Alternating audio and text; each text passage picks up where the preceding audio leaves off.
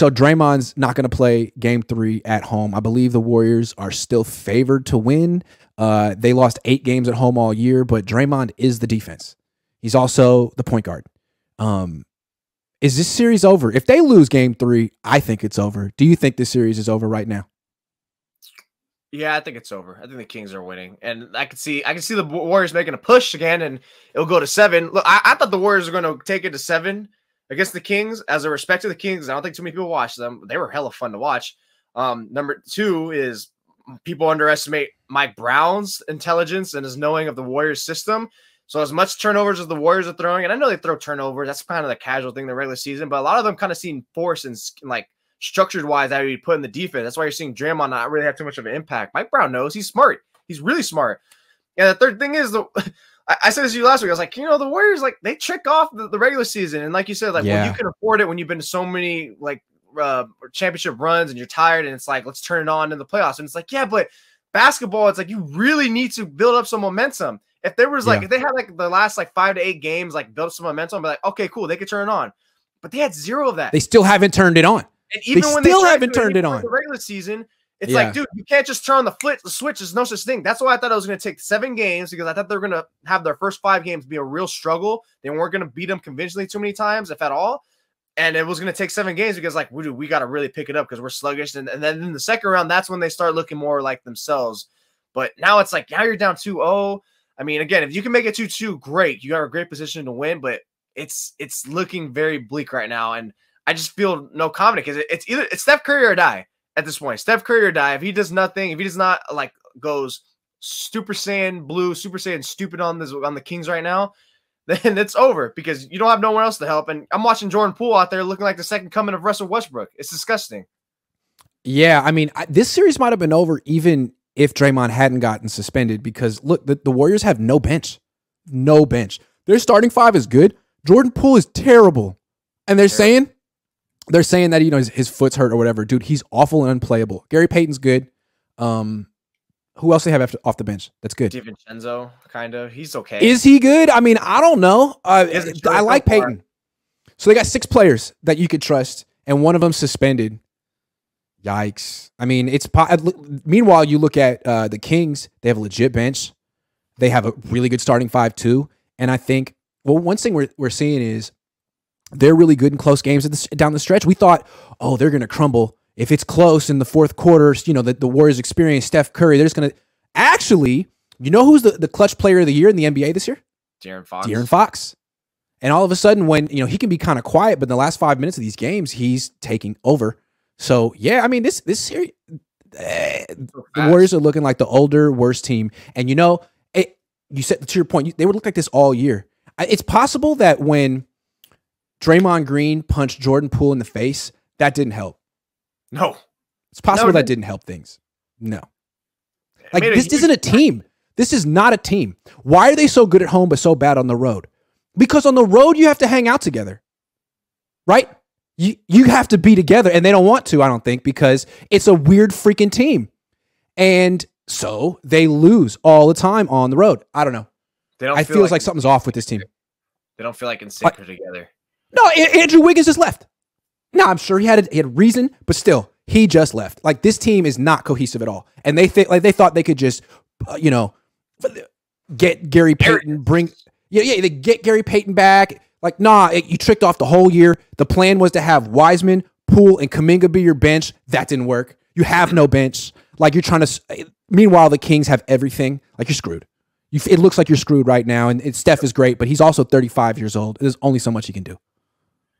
There's definitely an arrogance to this Warriors team that was always put on display in years past, but this just feels egregious. Like, they're just going in there. Like, you got Draymond socking fools, and they're just tricking off regular season game. Like, it's whatever. We're resting. It's all good. Everything. Like, it was such on a level that they just tried to do everything, and it's like, we're just going to skate by it. This is the hardcore most skate by I've ever seen by the Warriors in a regular season. Yeah.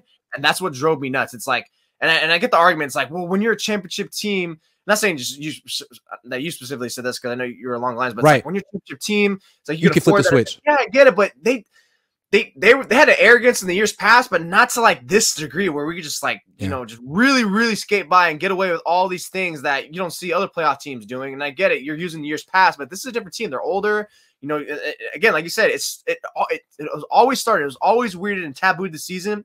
As soon as Draymond punched Jordan Poole, which by the way, not a team. What does he do? What does he do to this team? I'm watching Mike Brown. It's like it's a mismatch. What does he do? What does he do? I don't know what he does. It's not a team. It's not cohesive. When Draymond punched Jordan Poole, that split the team. And then when they held on to James Wiseman for half a season and finally traded him to bring back Gary Payton, like they didn't put a team together until like last week. Wiggins have been gone. Like the team, you know what I'm saying?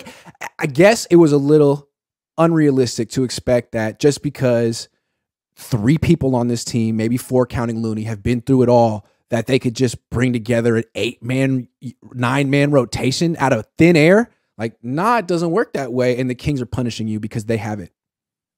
Especially not cohesive 9-man rotation. It's like, dude, at this point, it's like now you're learning to play together again. You're trying to get like real that synergy really matters in basketball, especially, dude. You can have. I know communication is big in basketball, but there's like something about that, just like having that flow, that ebb and flow in basketball. Just that's why you're going up and down the court. There's no time to rest. Like you really need that hardcore. And again, like going back to the head coach, to the coaches. I'm sorry, I just can't let this go. Like Steve Kerr, what does he do? I'm watching Mike Brown do so much. Yeah. And like I always ask people, I was like, what honestly, someone tell me what is one good thing that Steve Kerr does? And do not say manage personalities. Do not say that. What does he do that's good? Because what I see what he does is good is ruin the team with these saving minutes, and he messes up the he hasn't gotten rotations right. It's been all season long, and it's happened in previous season, but especially this season. You're giving Anthony Lamb minutes over Moses Moody and Jonathan Kuminga, who could have benefited from that playing time and looked better for you now. And now when you need them most, they're not really going to be key contributors like that, or you're going to pretty much flip a coin. I just don't know. What does he do? No one can tell me what he does. I think one thing that he was good at right away, he put together a better coaching staff than Mark Jackson did. Yes. Mark Jackson's coaching staff sucked.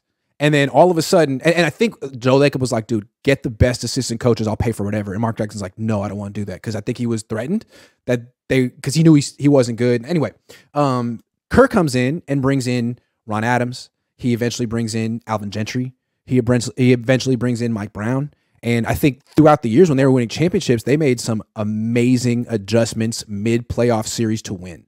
And now Brown's gone, Gentry's gone. Brown's making great adjustments in Sacramento. And it's like, it's just Kerr and what's that dude's name? Kenny Atkinson. So you got game 3 at home. What you got? No Draymond. Do something impressive. Otherwise, you might think like maybe Steve Kerr was just an announcer who played in the league and, you know, look good because Mark Jackson was before him, who was in the same position, and he just had really good assistant coaches. Don't know. That's very fair, and I think that's it. I think that's it because look, Mike Brown leaves, turns the Kings into a star-studded team, number 3 team. So not only did we see the Kings rise exponentially to the top, but you see the Warriors plummet pretty damn bad. They go for a top 3 team in the NBA to being like a top 5, top 8 team now. Like they're more like the 4 to 8 range than the top 3. And keep in mind, like Steve Kerr has been coaching since 2015, right? They got him because he can communicate with the players. The players respect him. They know him. He played in the league. Mike Brown is a career coach. He's been coaching in the NBA since 1997. In 97, Steve Kerr was a player for the Bulls. So it's something to be said for experience. Something to be said for, and I feel like Kerr has been leaning on very experienced people for a long time. Gentry, Brown, Adams. Well, now it's you and Kenny Atkinson. What you got? I think I saw, maybe it was Dubalas tweeted this, or maybe someone, I don't know, about like the Warriors have ran pick and roll and switch and roll, whatever, it's like 41 times, and it's garnering astonishing efficiency numbers, and it's like, but the numbers they're running it at are not enough, and it's like, Kerr doesn't identify that, or he does, because I've heard him, he's spoken about how he's seen that, he's like, I can't just run pick and roll every time, and I was like, why not? Make it until they stop them. We say this all the time about Kyle. Kyle, run this play, these 3 plays, whatever, until they can show you that they can stop him. Keep throwing this. It's because he doesn't want to be D'Antoni. He doesn't want 3 players standing around while 2 players run pick and roll. He wants ball movement and man movement. That's fine the regular season, dude. But you always have to scrap that and go to Steph Curry pick and roll down the stretch in the playoffs to win. And I think he was thinking like, man, we got a long playoff run ahead of us. I'm not going to overreact and scrap my whole system in game 1 of the playoffs. Well, you should have, because you're going to lose in the first round of the playoffs because you took the whole thing way too casually. If you lose. And scrapping it might be his best case because Mike Brown already knows what they're going to run, right? Or at least to a degree.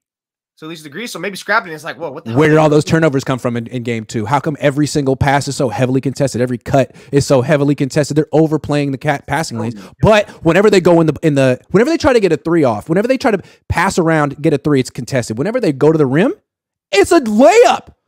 It's a layup, right? I'm just saying. They should probably do that. They're not taking what do they say in football again? Take what the defense giving you, and they're not. It's just like, my way or the highway. It's all good. Yeah.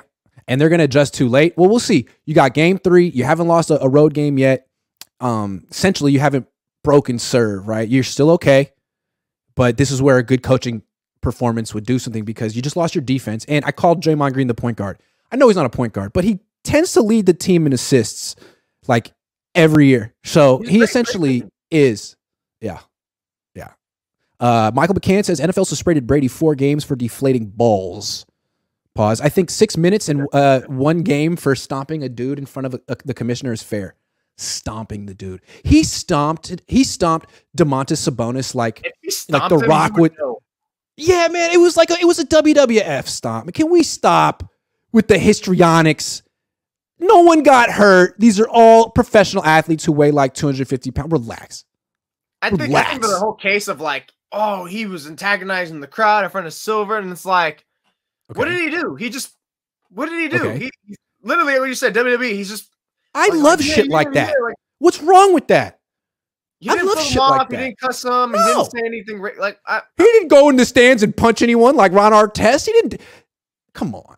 The same way that fans can like chirp to the players, I have no problem when the athletes do it back. I have no problem at all. Now if it becomes like personal or racial, that's when it's like, okay, yeah, like when Russell Westbrook and LeBron kicks these fans out, and it's like, what are they really saying to you? Or is it just like screw you, LeBron, F you? And it's like you're getting a little soft. Like I'm all for the back and forth. It's fun.